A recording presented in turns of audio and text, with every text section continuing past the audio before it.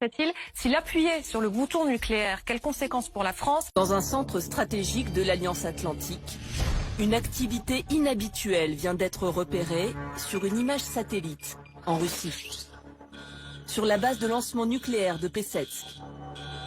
La scène se passe à 800 km au nord de Moscou.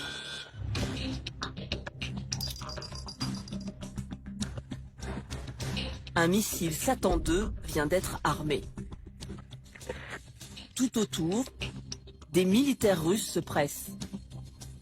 Le lancement est imminent. Ils positionnent des caméras. Il s'agit de faire peur au monde entier grâce aux images de ce missile prêt à frapper n'importe où. Cet engin de 100 tonnes peut transporter des bombes nucléaires. Il a été surnommé Satan II parce qu'il est censé répandre l'enfer là où il s'écrase. Il va extrêmement vite parce qu'il a une vitesse qu'on appelle balistique, c'est-à-dire que vous allez le lancer, il va sortir de l'atmosphère, il va redescendre à une vitesse entre Mach 20 et Mach 25. Donc c'est extrêmement rapide, il peut atteindre Paris en 10 à 15 minutes.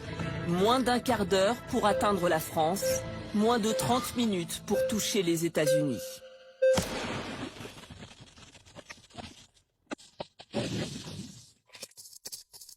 À 14h12, le tir est filmé sous tous les angles possibles. Les images vont être reprises par les télévisions du monde entier.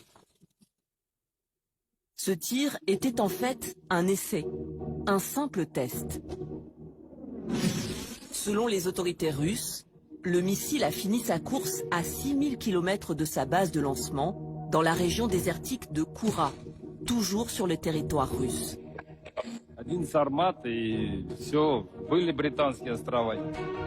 Mais le message est clair. Il est martelé par la télévision russe et par le président Poutine. В Калининграде посчитали, что от Калининграда до Берлина 106 секунд, от Калининграда до Парижа 200 секунд. Вас интересует Лондон 202 секунд. Вот, я про это. Поэтому им эту картинку надо тоже показывать. Знаете, ребят, вот смотрите, ну хорошо, вы придете. Вот вам картинка. Считайте посекундно. Что ты успеешь? Ага, куда? Да, это все. Здравствуйте, пролетело. Действительно уникальное оружие будет укреплять боевой потенциал наших вооруженных сил. Надежно обеспечит безопасность России от внешних угроз и заставит задуматься тех, кто в пылу оголтелой агрессивной риторики пытается угрожать нашей стране. Poutine et ses responsables ont proféré plus de menaces nucléaires au cours de l'année écoulée que dans toute l'histoire de l'ère nucléaire. Ils en ont proféré pratiquement tous les jours. C'est pour impressionner les gens et pour rappeler au monde occidental, surtout n'intervenez pas en direct en Ukraine, n'aidez pas les Ukrainiens beaucoup, sinon il y a le nucléaire qui est derrière. C'est l'escalade que le monde redoute depuis Hiroshima. Si on prend le cadre d'une bombe d'Hiroshima, à peu près 20 kilotonnes sur Paris, c'est plus de 500 000 personnes qui décèdent en un instant, qui sont vaporisées, qui disparaissent. Si vous déclenchez une guerre nucléaire, il n'y a qu'un seul moyen que cette guerre se termine. C'est la destruction mutuelle assurée.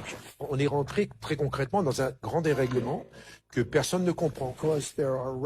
Parce qu'il y a des dirigeants imprudents autour de nous, je pense que nous vivons une période dangereuse en ce qui concerne la possibilité d'une guerre nucléaire.